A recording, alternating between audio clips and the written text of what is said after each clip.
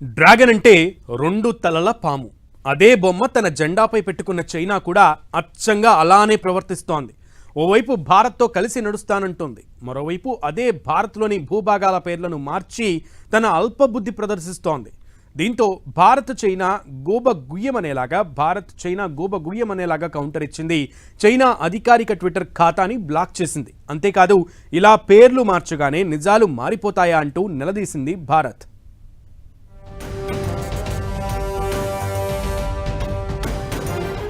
China over action కి India blackout reaction.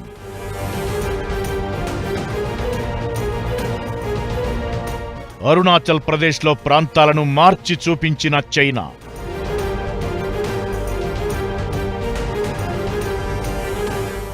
మధ్యలో నువ్వెవడివంటూ మండిపడ్డ భారత్.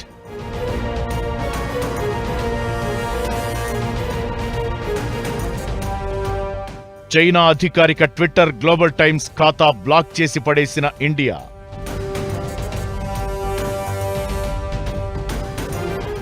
విషం కక్కడంలో స్పెషలిస్ట్ అయిన డ్రాగన్ కంట్రీకి ఇండియా మైండ్ బ్లాక్ చేసింది.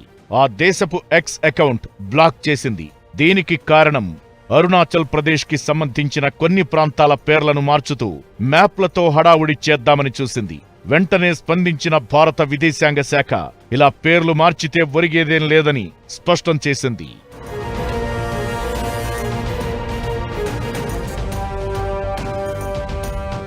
అరుణాచల్ ప్రదేశ్ రాష్ట్రంలోని కొన్ని ప్రదేశాలకు పేర్లు మార్చినందువల్ల అది చైనా దేశానికి సొత్తు కాదని, ముమ్మాటికి అరుణాచల్ ప్రదేశ్ ఇండియాలో అంతర్భాగం అంటూ చైనాకు స్ట్రాంగ్ వార్నింగ్ ఇచ్చింది ఇండియా విదేశాంగ శాఖ.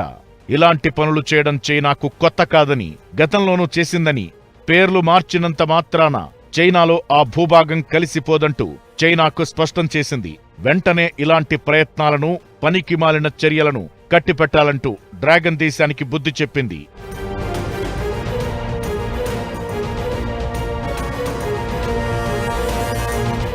అరుణాచల్ ప్రదేశ్ భారత్లో అంతర్భాగమని అంగీకరించక తప్పని వాస్తవం పేర్లు మార్చితే ప్రత్యామ్నాయం అయిపోదని భారత విదేశాంగ శాఖ చైనాపై మండిపడింది.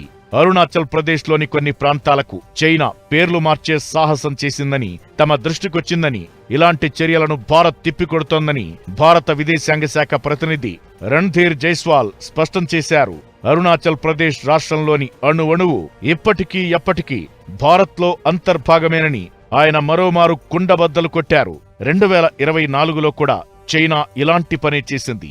అరుణాచల్ ప్రదేశ్లోని కొన్ని ప్రాంతాలకు 30 కొత్త పేర్లు పెట్టి ఓవర్ యాక్షన్ చేసింది. చైనా చేసిన ఈ దురాగతాన్ని భారత్ తీవ్రంగా ఖండించింది.